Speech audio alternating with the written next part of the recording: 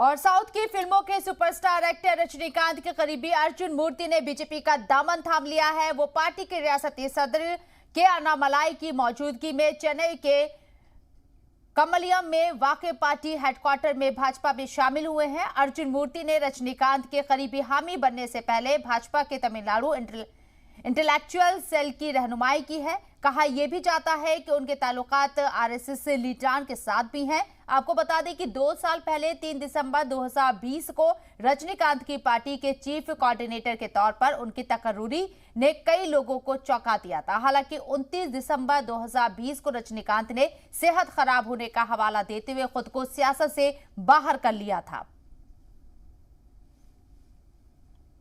Arjuna Murthy was a part of BJP. He was heading our intellectual cell. Later, in his own violation, he has gone out and he was with superstar Rajinikanth ji. And now he felt that BJP is the right platform for him.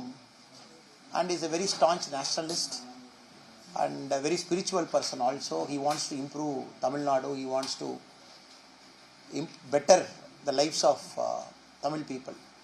That is the case for the 11.5 crore toilet that is built in the country. That is the case for all the houses that is being built for people who don't have houses.